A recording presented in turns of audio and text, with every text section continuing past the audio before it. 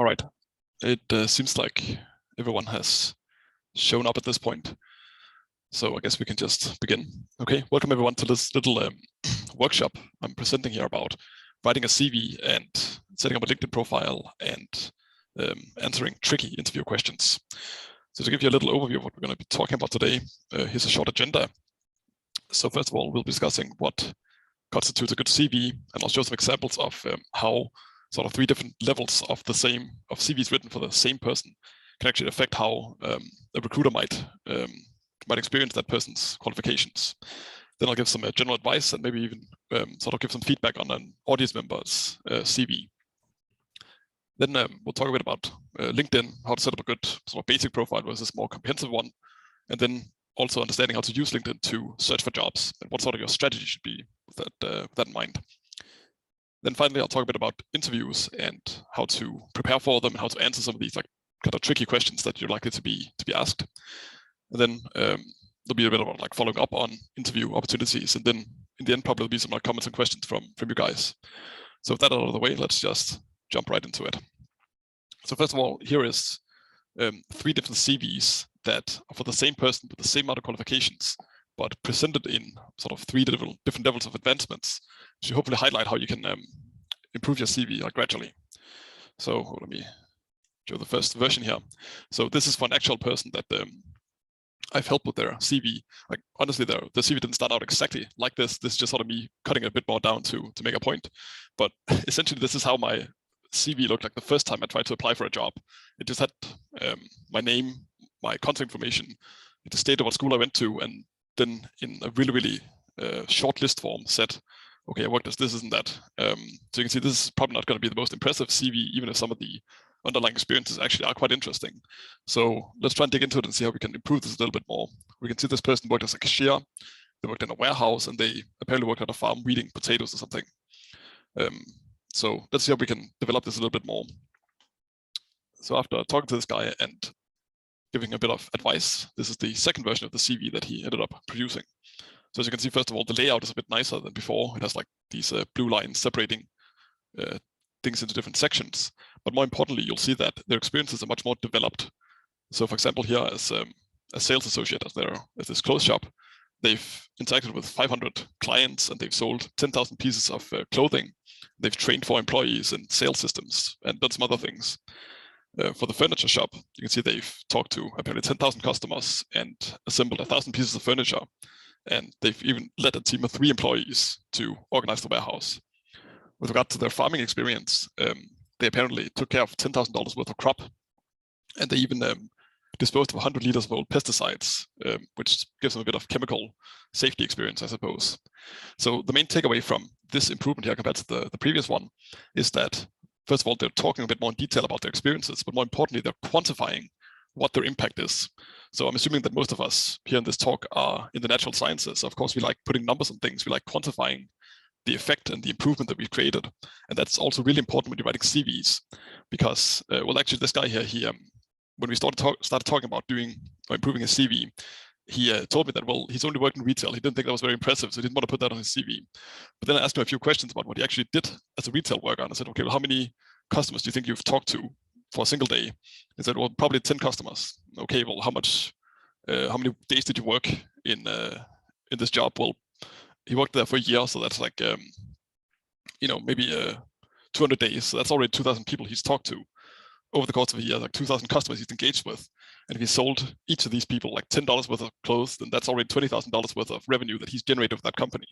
So some of the experiences that you guys have, I'm assuming some of you have worked retail or similar jobs that don't on paper seem very impressive, can actually have a lot of experience hidden inside of them. And what you should do with the CV is try to bring that out and highlight it to a potential recruiter, because the recruiter might not also immediately suspect that working in retail is that impressive. But if you tell them that you've talked to like 2,000 people, sold them $20,000 worth of stuff, they can see, okay, well, this person knows how to engage with new customers. Probably also some of them are going to be a little bit difficult to handle, but nevertheless, you manage to sell them stuff and probably also make them happy with their purchase. So it can actually be a lot of hidden value in there, and putting numbers on some of these accomplishments really helps bring that out and highlight it. So it's really good that this guy has taken the time to sort of estimate how many pieces of clothing he sold. Of course, like no one's going to call the police if you don't get this number exactly right, but you can make like a sort of a quantified estimate of how much you've sold, or how much you've built, or how much you've created or constructed, whatever it might be. So yeah, this already now you can hopefully see this is a much better version of the CV compared to the first one, but there actually is a bit of room for improvement, noticeably up here in the education tab, because you can see that they only state their GPA, but they don't really develop their education experience very much. So let's take a look at how we can actually do that even better. So let's scroll down to version number 3 here. So you'll see that now the education tab is much more expansive. You can see that they've stated not just what the GPA is, but also some of the most impressive courses that they've gone through. So this guy's done something with differential equations and Laplace transforms, Kuta methods, some circuit theory. They've built electrical filters. They've done like Gauss's law and Biot-Savart's law, and that's all included in their education tab. So once again, this is very nice that if you have done some courses or something, you should try and put the most impressive ones up front, because a CV is sort of an elevator pitch. It's to catch the eye of this recruiter and say, okay, well, is this person qualified? Is this interesting stuff they've done? And how big is their impact? So put the most important stuff up front and center. Same thing goes here for the work experience. You can see they've done an even better job being specific and quantifying their impact here. You'll notice that they're also using a trick that I highly recommend, which is to put like important keywords or phrases and numbers in bold font here. So if you just scan your eye over this document right now, you'll immediately see the numbers: 500 clients, 50,000 revenue, trained 4 employees, $5,000 in repairs. So already now that you see this, you kind of get an impression of how important this guy's work has been. Like if he's talked to this many people and gained this much revenue, like that's immediately makes it obvious to the recruiter that this person has some qualifications. What else can I say about this? Yes, so why is it so important to even highlight these things and hammer them home so quickly? Well, the reason is that when you're applying for jobs, you only send off a single application, but the recruiter who is managing the recruitment process may have to read, let's say, 100 or even 200 CVs in order to determine who's going to get this job. And let me tell you, that very quickly gets very tiring to read 200 pages of documents. So if at all possible, you should try and make their job as easy as possible. Like the first thing they're trying to do is just separate CVs into a yes pile and a no pile. And if you make the job easy and very quickly show that you have the qualifications that are necessary, your CV is going to go straight into the yes pile, and hopefully it'll get you an in-person interview. So you want to make the job very easy and very unexhaustive, or unexhausting, if at all possible. That's also the reason why I recommend, especially if you're doing technical jobs like something in like engineering or physics or mathematics or something like that, try and keep a tab up here in the beginning, which shows various tools and technologies in like IT and coding and stuff that you're familiar with up front. And again, the reason is that a lot of companies will request that you have skills with particular tools. For example, if you're applying for, let's say, data scientist jobs, many of them will say that we need a candidate who's good at MATLAB and Python and SQL or something like that.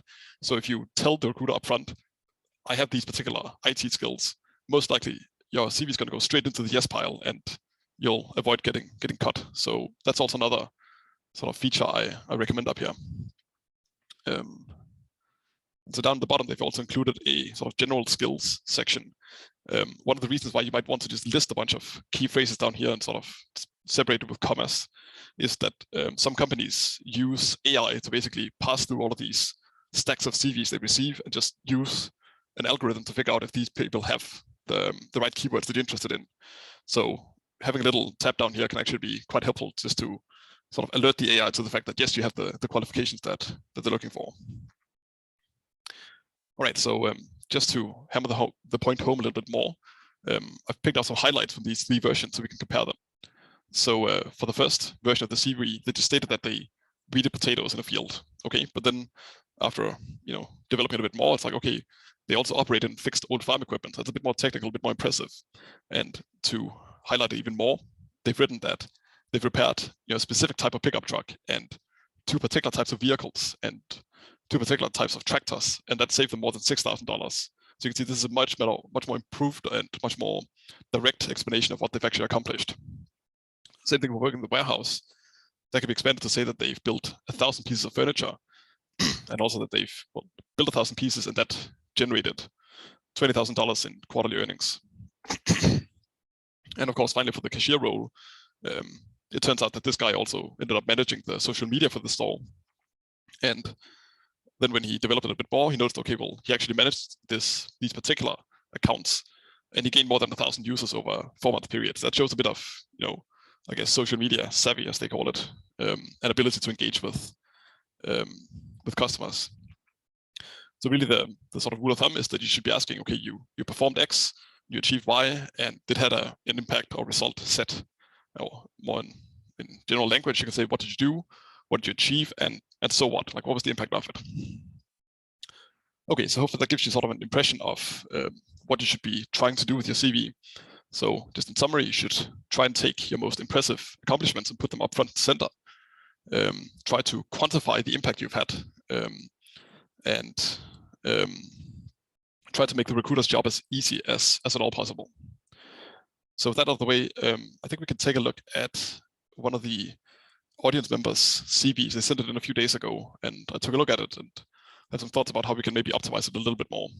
So let me bring that up here. So yes, so here we have, let's just go over it first, sort of, and see the large structure of it. So it has a background section, a section about education, something about honors and awards, stating different scholarships they received. Then we have PhD courses, PhD projects, a tab with computer skills, some of their publications, papers, and posters. We also see some teaching experience down here, some work experience, and some certificates, society memberships, languages, and volunteer activities. Okay, so when I read through the CV, I was very impressed with the qualifications this person has. They've done some very interesting work, but I think we can restructure the CV a little bit to highlight those impressive achievements a little bit more. So first of all, this section here with the background, this little text blurb they've written here is actually very good, but I wouldn't actually place that within the CV. I'd actually use that in maybe a cover letter, or perhaps in the email that you're attaching the CV to when you're sending it to a recruiter or something. And the reason is that well, there's only so much space in a CV, and this kind of text blurb takes out a lot of space, and it works better as like a summary outside of the document to sort of give people an introduction to what's inside of it, if that makes any sense. So I'd keep this, but I'd move it sort of outside of the CV, if that makes sense. Then we have the part about education here. So the way this person structured it is that they state the type of degree, where they took it, their supervisor, and also the thesis title. Now, as someone who is in photonics or telecom, I can see that this is quite an interesting title, and it's about an exciting topic. But if someone is a recruiter, but they're not really familiar with, let's say, photonics, this won't really tell them very much. So for example, if this is an application for, let's say, a data scientist role or something like that, or in a like, different field of engineering even, then the recruiter might not know exactly what this implies. So what you try and do here is develop this a little bit more and try to explain what you accomplished as part of that thesis. So maybe you, let's say, did 10 different numerical simulations of some photonic device.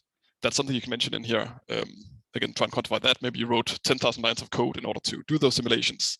That could also be mentioned. Maybe you sped up a particular complicated simulation by 500%. Well, then you can also put that in here. So it gives people a bit more of a direct, quantified idea about what you've accomplished as part of that thesis. If you do want to sort of brag about your thesis and how good it is, what you could do is you can upload it to an external site, maybe Dropbox or something like that, and then link to it inside of your CV. So simply create a hyperlink that references that page online, so anyone who's interested can go and see it that way. All right, and of course that also applies to the part about the master's degree and the bachelor's degree down here. So again, try and develop this a little bit more, explain and quantify what you've accomplished as part of it. Then we have all of these scholarships that this person received, and honestly, this looks extremely impressive, like $45,000 here, $72,000 here. This is very nice. I might actually take all of this stuff here and just condense it into a single bullet point somewhere up in this section. So instead of like listing out every single scholarship, you can say that you received, let's say, 8 different scholarships worth $150,000. So that's a really succinct and very impressive way of saying how much other people have faith in your academic abilities, that they'll pay this much money in order to have you study. So you can just say with a single bullet point, put the amount of money you received in boldface, so it really stands out. Okay, and for PhD courses down here, something similar applies as what I mentioned for this other guy in his education section, that when you mention these courses, it doesn't necessarily mean very much to any recruiter. It means something to maybe some of us who are in photonics, but if someone's not in photonics, they won't really know what microwave photonics is all about. But if you can tell them that you did these simulations, you solved these problems, you constructed these devices, you conducted so many experiments, that gives them more an impression of what you've actually accomplished and what value you might bring to the job that you're applying for. And I guess, well, I can only repeat myself so much, but the same thing goes for some of these experiences here. And if you read them, you can instantly tell that these are actually quite impressive, but they should be expanded a bit more, try and quantify what you've accomplished or what impact you had while doing these projects. Then we have this computer skills section here, which I think is very good. Again, I would recommend moving that up to the very beginning of the CV, just because these are tools that many companies will ask for right up front and center. So you might as well present that to them directly so they can make a quick decision about whether to move on with your application. So I would put this up much further. Then we have patents and publications. So this person's published some academic papers and also some conference posters. So once again, I would probably move this into the education section, since it's something you did as part of your research. And I wouldn't maybe even state who the authors are or even what the title of the paper is, but you can tell something about it. You can say something about what is the content of this paper you did, like what did you do as part of the paper. And if you really want people to actually read it, then once again, you can simply link, create a hyperlink inside of your CV to this, wherever the paper is published, if anyone wants to read the full text. With regards to these conference posters, so this person's done like 6 of them. Instead of this large block of text here, which is a bit difficult for the recruiter to read through potentially, I would simply create a single bullet point that says that you attended 6 different conferences with this and this many attendees from who are professionals in the industry, and you presented this poster to so many people with whatever impact that had. And then maybe connect it somehow to your science communication skills. So you can say that you demonstrated scientific communication skills by presenting at 6 conferences to 1,000 people or something like that. And then once again, if you have these poster files still available somewhere, you can upload them to a website and just link to them in case anyone wants to actually see what you've done. Then we have something about teaching experience here. So once again, here I'd suggest that you maybe highlight some of the most technical courses that you've taught, and also mention how many students have you actually helped. How much did you improve their grades? Did you, I don't know, make any sort of special lectures or presentations that are accessible online? Like, try to sort of quantify how many people you've helped or how many people you've talked to as part of this teaching experience. I think that'll be a very, very good improvement, because like this is, again, a quite impressive teaching record. But I think putting some of those numbers on can actually help it stand out a bit more. Then we have this tab here about work experience.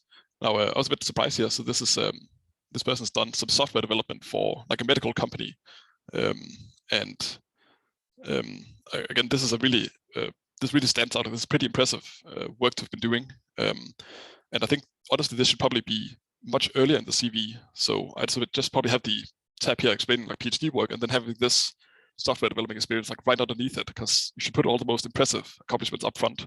And developing like software for medical companies is a lot more impressive than being a teaching assistant. Not to put that down anyway, I'm a teaching assistant myself, but this really stands out. And once again, try and quantify it. How many patients did this software end up helping? How many doctors ended up using it? How much time did they save? How much money did they save? How many lives did you save by making this software? That's something you can definitely put on here to really make it stand out even more.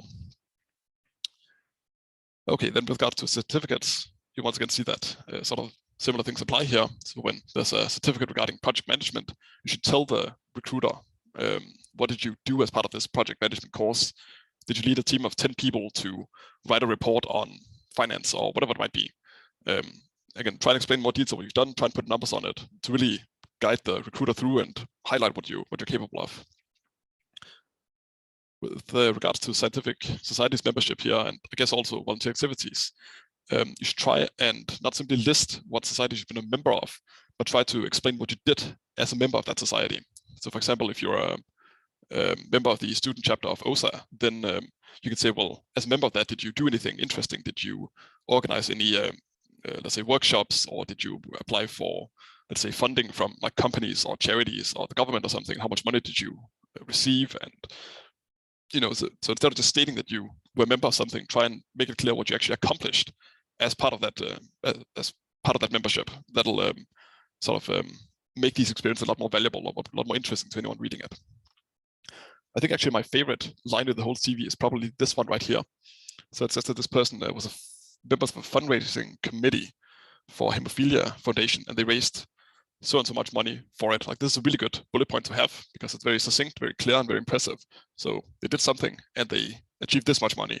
Like, it's very easy for someone to see, okay, this is someone who's capable of, let's say, contacting people and convince them to make an investment in a worthy cause or something. So I definitely try and get inspired by this particular line here when re-editing the rest of the CV. This is very, very nice. Finally, there's a little type here called extracurricular activities. So it's like hiking, ice skating, dancing, playing chess. So these are mostly this person's hobbies. And I know some people suggest that you should include like a little hobby tab in order to personalize your CV a bit more. My impression is that for technical CVs, it's actually not as relevant to do that. It ends up just taking up a bit of space that you could have spent on your actual more concrete accomplishments. So I would probably not include this in a final CV. However, this part about playing chess, that is something you could include under maybe volunteer activities, and then maybe say something about that you're a strategic thinker or good at thinking long term or something like that because of that. Okay, so in summary, this CV as it stands right now actually has some really good content, some very good experiences. What could be improved is that the whole academic part here can actually be condensed from an education section, an honors and awards section, and this project section into just like a single section where you try and develop some of the, let's say, academic accomplishments a bit more and try and quantify them. And then probably put some of the software development experience right underneath that. And then some of the auxiliary experiences on the second page. There's a lot of debate going on about whether a CV should only be a single page or if you can get away with doing two. My own CV is actually 2 pages. The way I've done it is that on the first page I have my education experience and my most impressive work experience. And then on the second page I have some of the more auxiliary miscellaneous experiences. And I think a similar structure could really be helpful for this one as well. So like education first, work experience, and then some of the extra stuff on the second page. I guess with that in mind, I'm going to share my own CV as it looks at the moment. And you'll see that it follows the structure I mentioned here. We have all the introductory stuff up here, an education tab down here, and also work experience tab. And then down here I have some of the more sort of random experiences I have, like being a teaching assistant and taking some like online courses and things like that. And of course, you'll notice that I have this, I make use of this trick of highlighting important keywords, authored papers, nonlinear effects, enhancing resolution, coded 1009 Python script, developed a Python-based learning model, 60 different environmental factors. I think you get the idea at this point. Another thing that I did that is probably a bit overkill, I just did it because I thought it was fun, is that I created an online personal portfolio. And this is maybe overdoing it a little bit, but the idea is that you can create a website that just lists some of the more impressive or interesting projects you've been a part of, maybe also some of the smaller ones that didn't really make it into the CV, just so you have a record of them. And so, for example, I'm currently working for, let's say, Infinera right here as a part-time employee, and then I can explain, okay, what I do as part of that job. Again, this is a little bit overkill, probably not the first thing you should be spending time on, but it's something to keep in mind if you really want to, I guess, really make the CV very elaborate. You can have this like external website with all the different experiences you've had, and then just put the most crucial or most impressive ones inside of the actual CV that you end up submitting. Okay, so that was a little bit about writing CVs. Are there any questions so far?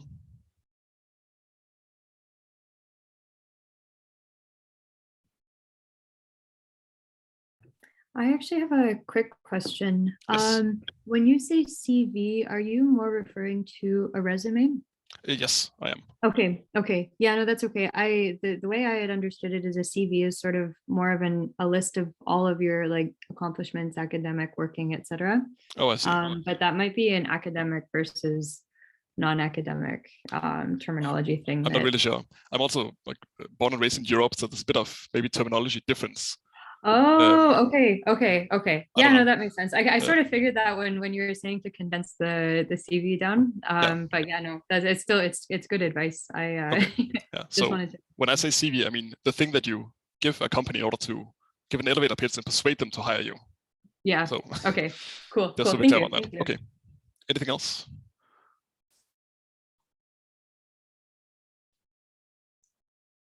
All right. In that case, let's move on to LinkedIn profiles. Oh, can you see my the presentation thing here? Do I need to?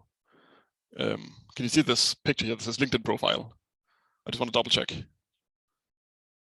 I'm on the right screen. Okay, good, good. All right, so a lot of the stuff I've mentioned about writing a CV also applies to setting up a LinkedIn profile. So this is the sort of temporary profile of the guy I was talking about earlier with the 3 different CV versions. They just have sort of a really bare bones profile with no picture, no background, and just sort of a very sort of basic list of the companies they've worked for. But once you've written your CV and detailed everything and quantified it, it's very easy to just sort of copy paste that and basically put it directly into your LinkedIn profile.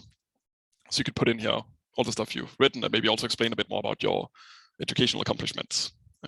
Not to, I guess, toot my own horn too much, but maybe I can give you a little tour of my own profile. So you'll see I have a picture, I have a background. I even have a little blurb here that sort of explains what I'm all about. I'm a PhD student, optical engineer, simulations expert. So this will be some of the first words that anyone sees when they visit your profile. So it's quite helpful for them to see this and sort of contextualize all your experiences in terms of these phrases you put here. So there's a lot of options for sort of customizing a LinkedIn profile. I have an about section where I talk about some of the, I guess, past work I've done, sort of my career trajectory and what I've learned so far. I have a little featured tab here where you can link to different types of media that you've published or could be interesting. So one thing I've done is to create these YouTube animation videos of different like math and physics topics, which is something I did just sort of for fun. But I realized it's also very impressive to put that on both my CV and in my on my LinkedIn, because it's a bit more of a creative and visual way of showing what you're capable of instead of just writing it in text. Also, I've linked to some of the papers that I've published as part of my degree. Again, very interesting if someone is kind of curious about what you've accomplished. You can just show them directly, this is what I did. Of course, same thing with like professional and academic experience. You can just put that on here, basically copy paste the explanation you've written in your CV into your LinkedIn profile. Honestly, this part here, I should probably spend a bit more time writing this. This is kind of bare bones. Maybe when I find some time over the holidays, I'll do that. You can even, as it stands, upload your own theses to this tab here. So I did a master's degree back in Denmark, where I'm from, and I could just upload the actual thesis to LinkedIn. So again, if anyone really wants to see your accomplishments, you give them the opportunity to see that immediately. Another helpful tab is, of course, the licenses and certifications. So I did a course online on machine learning because I thought that was interesting. That's also something I can brag about on my LinkedIn profile. But probably a very underrated one is the tab called recommendations. So you can see that here I actually asked a professor whose course I was TAing for a recommendation. He was kind enough to give it. So here he's praising me for my amazing ability to teach students electromagnetism. And it's nice to sort of have that on your profile, because one thing is for you to sort of personally brag about how good you are, but it's much more beneficial when you get sort of a professional stamp of approval, have other people say that, yes, this guy's actually good at what he's claiming to be good at. And of course, you can also give out recommendations and stuff like that yourself in order to, sort of scratch each other's backs. A final thing that you might want to consider doing is creating a GitHub coding portfolio. So GitHub is this online site where you can use to manage coding projects. I've used it a little bit, and frankly, I still think it's a bit of magic. I don't quite understand it, but for now, I'm just using it sort of as a place to dump all of my coding projects. And I would recommend doing this if you're in a technical field, such as like geophysics or photonics or something, because you'll probably end up doing a lot of data processing or simulation projects over the course of your thesis. And you might forget about those if you don't put them somewhere.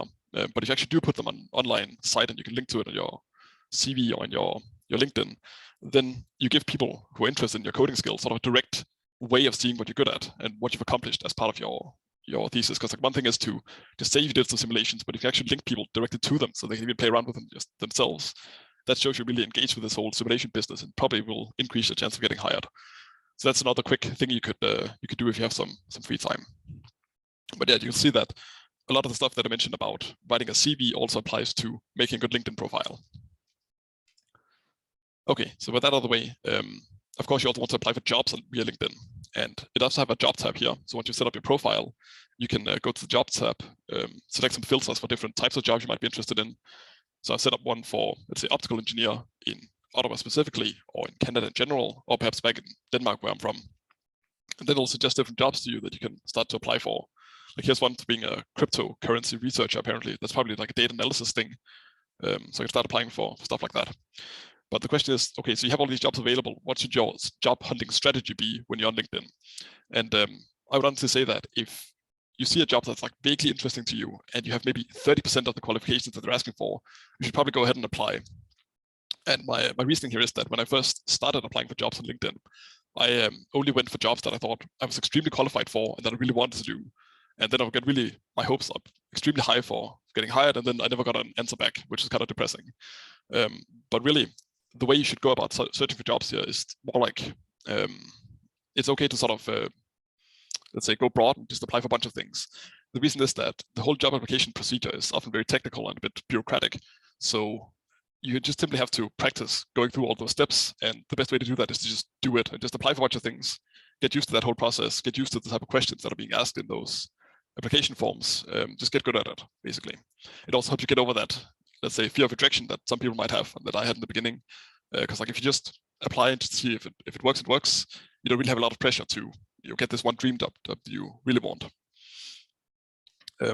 It also helps you get a picture of what kind of job skills are in demand at the moment. So, for example, if you see a job for, again, data science, maybe they're asking for skills in SQL or in TensorFlow or something like that. And if you notice that a lot of people are asking for those skills, you have a chance to sort of figure out what the job market's like and maybe enhance some of the places that you've been lacking, or maybe develop some of your real qualifications even more so you can stand out to an even higher degree. I'll also say that if even if you're currently happy in academia, you don't think about getting into industry, or even if you have a job right now and you don't plan on switching, you should probably still be sending out job applications pretty routinely. And the reason is that a lot of things can change in people's lives. Maybe the university burns down to the ground, or the company you're working for goes bust for whatever reason, and then you can have like a 6-month gap where you're just applying for jobs and you're out of a job. That's not very fun. But if you constantly apply for new jobs and always have like an interview or two lined up some point in the future, you let's say reduce the risk of having one of those annoying unemployment gaps, and basically always have the next job lined up, so to speak. Another thing you could do that I won't have time to cover here is to attend professional events, both virtual and in person, in order to learn how to talk to people who are also in your profession or industry, or even industries outside of your main field. It's a good way to practice asking engaging questions and to follow up with people and stay in touch with them. And also it's good practice for real interviews where you talk to like a real hiring manager. Okay, so let's say that you actually send out a bunch of applications and you finally gotten one of those real interviews with a real person, not just an AI reading your CV, but an actual person who wants to ask you questions. So how do you actually prepare for one of those interviews? I'd say that you should prepare in 3 steps. So the first step is to basically research the company that you're applying to. Like what are the major products and services that they've released, and what's their recent commercial history? Then you should try and research the team you're applying for. Like what's this team responsible for within that company? What have they achieved? What have they accomplished? And then finally, you should try and research the job itself. So that just means basically read the job description, figure out what kind of qualifications they're asking for, and consider how that matches the job skills that you have on your CV. So for example, if you're applying to, let's say, Google, you should look into what are some products that Google has released over the past like 5 years, for example. Then if you're applying within the, let's say, the image recognition team within Google, you should think about, okay, what kind of products are they involved with? Is it like Google image search or something like with computer vision, probably? Try and figure that out. And then finally look at the actual job as a visual AI engineer, whatever it's called, and figure out, okay, what kind of job is that? Another good idea here is to get like an estimate of the typical pay range, and we'll get back to that in a moment, why that's a good idea. So essentially your goal should be to try and show the interviewer that you're interested in this particular job, not just that you shouldn't tell them that you're just searching far and wide for any job that will take you. You should try and give them the impression that you want this particular job because you're really excited about this certain field that they're hiring for. During the interview, I suggest that you keep a copy of both your own CV and also the job description at hand, just because that's very helpful if you want to compare some of the stuff that they're asking for to what you already have in terms of experiences. Another good trick is to bring pen and paper to jot down a few notes over the course of the interview, because a lot of times they mention like small details that are actually interesting but could get lost to memory if they're not really written down. So that could be potential starting dates, number of team members, what a schedule looks like, stuff like that. It's quite helpful to memorize that after the fact. Another trick that you maybe have seen me use in this presentation so far is to try to look at the actual webcam that you're using if it's an online interview. And the reason is that when you look at your own camera, then to the person recruiting, it looks as if you're making eye contact with them. That's like a small psychological thing that helps them, helps you be a bit more personal when you're doing the interview. Okay, so let's say you're in the interview now, and they're going to start asking you tricky questions. So I'm going to give a few hints how to answer some of these questions, and maybe try and see if we can avoid them being so tricky. So the first one is like, tell me about yourself. And sort of the knee-jerk way that some people respond to that question is to give them their whole life story and say that, oh, I was born in 1994 and my favorite color was blue and blah, blah, blah. But that's not really what the interviewer is asking for when they ask this question. They really want a brief recap of your professional experience, specifically relating to how it's interesting for the job at hand. So you can say that, well, to briefly recap, I did my master's in physics at this university, and then I specialized in this, and then I had an internship with so-and-so company where I accomplished this and this, and I think that would be very interesting for a job like this that you're recruiting for, something along those lines. Then another question you will probably run into is, what are your greatest strengths? And a mistake you can make here is sort of to be too vague and too general. If you say something like, oh, I'm a nice person and I'm really hardworking, well, okay, most people are that, hopefully or fortunately. But again, what they're asking for is like, what are your specific like personal qualifications that, or let's say personal attributes that will be relevant for this job that we're recruiting for? So you should tell them, again, be specific. So maybe you could say that, well, you're very meticulous about performing tasks, and at one point you worked for a company, you noticed they didn't have a procedure for organizing the work tools, so you implemented one and you saved them 1.5 hours. And I think something similar could be really helpful in this current job, or I really look forward to looking into that, or something along those lines. I hope that makes sense. Okay, now the flip side of that question is, what are your greatest weaknesses? And this is a very, very tricky question, so I'm not gonna lie. And amusingly, the worst thing you can do about this question is to answer it honestly. Don't ever be honest with this question. Please don't. Don't say that, oh, you get stressed really easily and you're scared of your boss or something like that. What you're actually supposed to do here is to state a strength and then mention some minor ways that that strength can be a little bit of a detriment, and then also explain how you mitigate that detriment. So for example, you can say that you get really excited about your work to a point where you get so absorbed inside of it that you kind of forget to talk to your teammates always, which can be a bit of a problem. But you've learned that if you always make it a routine to always check in with them, like once every 3 hours or something, then you can both focus and also stay in touch with everyone else. So you'll see that they ask for a weakness, I give them a strength, a slight inconvenience that strength causes, and then I immediately mitigate that. It is a very tricky question. It's not obvious you're supposed to answer it that way, but that is basically the trick you can use. Okay, now this question, why should we hire you? And honestly, when I first got this, my reaction was just, well, because I want a job, I need to pay rent and all that stuff. But that's not really the way that you should answer this. They're not asking for your personal internal motivations for wanting this job. They're asking for a reminder of what are your specific qualifications that are relevant to this job. So what you can say is that from what you understand from the job description, these guys are looking for someone with qualifications X, Y, and Z, which is good because I work with X, Y, and Z as part of so-and-so, as I mentioned on my CV. And in the past, I found it very exciting, so I hope to do more of that in the future. I also have really good communication skills, which I learned doing this and that. So I think that could also be a lot of value for a team like this. So I hope that makes sense, because I remember that when I first got asked this, it was just so baffling to me. Like, well, of course I want a job. Like, why are you asking me that question? But this is the way to engage with it. Now this one, what is your expected salary? And again, a mistake you can make here is to say that, well, just honestly, whatever you're willing to pay me, I just want a job, please. But the better way is to say that, well, first of all, you've looked into the job salary range in advance. So you can tell them that from looking into this type of role, it seems that a typical salary is, let's say, X, which seems very reasonable. So note that here I'm actually stating something along the lower bounds of that pay scale. So you don't need to exactly say the absolute lowest minimum you've seen, but maybe like find the median pay and then go a little bit below that. The reason is that at this stage of the interview process, you're not negotiating your salary. They're just trying to figure out if you're in the yes pile or in the no pile. So if you state something very close to the median or a little bit below, you just ensure that you're in the yes pile. You can always negotiate your salary a bit later. If they do end up picking you for this role and they send your contract, you can read it and say, well, I read the contract, I can see that you're asking for me to do this, but also this task here that we didn't discuss during the interview. So I might need a bit more compensation for that, or something along the lines of that. And even if they, refuse to give you more dollars and cents, there's also other ways you can sort of negotiate your pay. For example, you can ask for more flexible hours. You can ask for maybe them to pay your transportation or your parking fees, something like that. There's always like a room for this kind of negotiation somewhere. So your goal at the moment when you're in the interview should just be to not end up in the no pile. Just say something along the median, go to the yes pile, hopefully. All right, then finally, do you have any questions for us? Also typically pops up. And sometimes if you felt really nervous during the interview, which I definitely did during the first couple of ones I did, you just think, I just want to be finished with this, so no, not really to hang up on them. But a much better approach is to say, of course, yes, and find some interesting questions to ask them. Again, these should be questions that highlight that you're interested in this particular job that they're hiring for. So you could ask, well, what is a typical workday like at your company?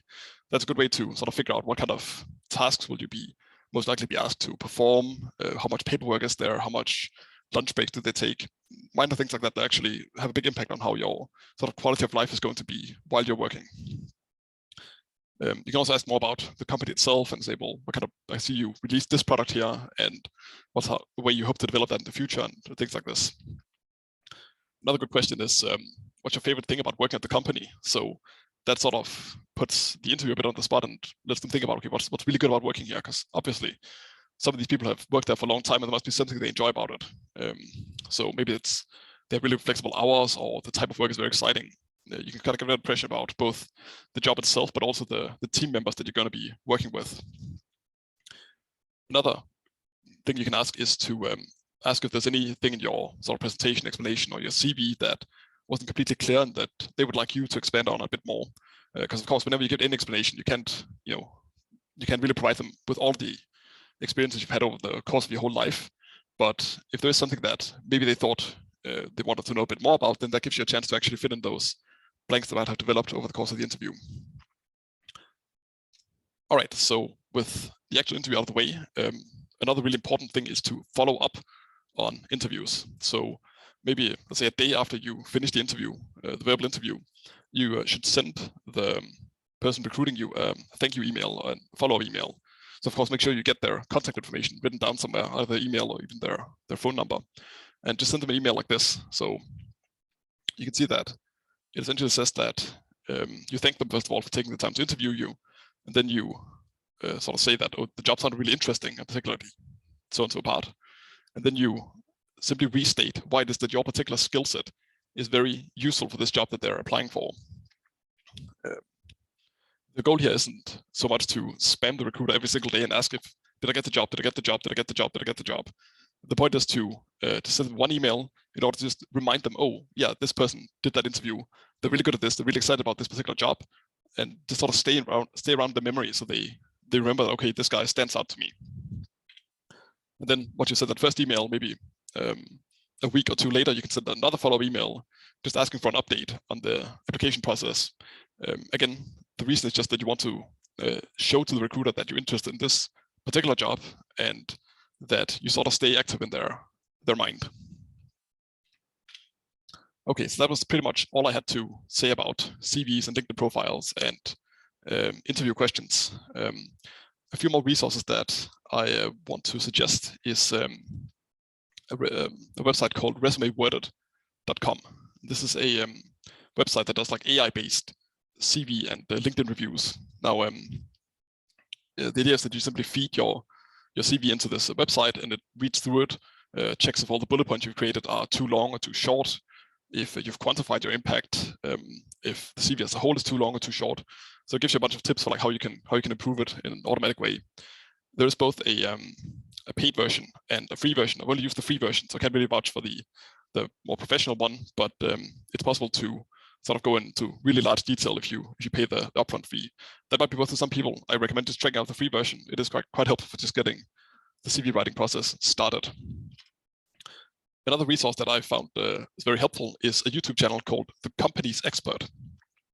So this is a channel run by a former CEO and also employees of a lot of different companies, and he just helps you with tips for answering some of those tricky interview questions, how you should network, how you should do many of these like career tricks that are very useful, but not really directly taught in education.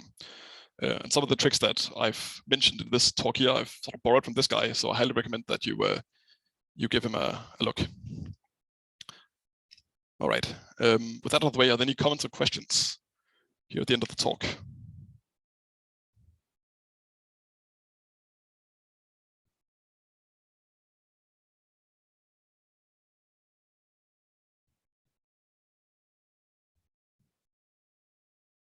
Anybody?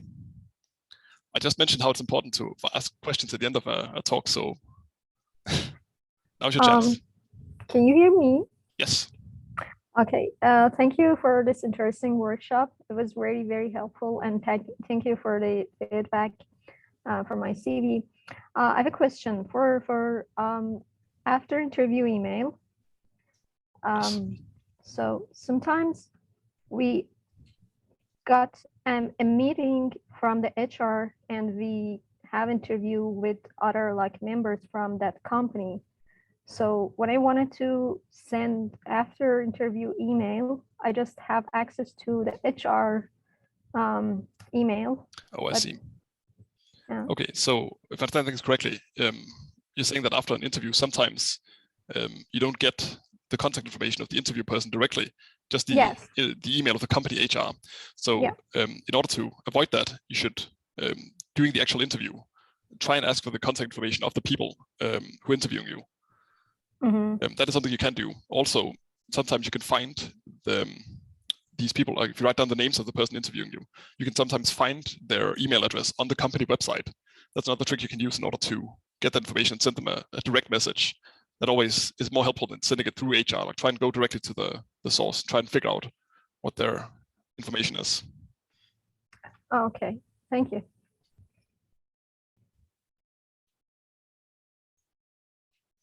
All right, any other questions?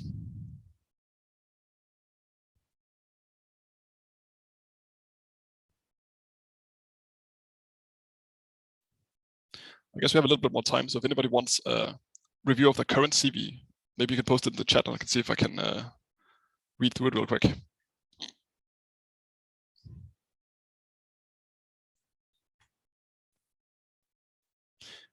Well, oh, was there a question there? I saw someone unmute their microphone. Yeah, so I just wanted to ask if we can have the recording of your session. Yes, I actually plan on posting it online once it finishes. So I'll send out an email to, well, I'm not even sure how they're going to do that. Maybe via the Physics Grad Students Association. But it will be available online on maybe on YouTube or something. I'll figure that out. Perfect, thank you. All right, well, if there's no more questions, then thank you very much for attending. I hope you got something out of this. If you have the time, please consider leaving a little recommendation on LinkedIn of my, I guess, how amazing I am at helping your career forward. It's this link you can see right here. And yeah, I guess just thank you for attending. Thank you. Bye, everyone.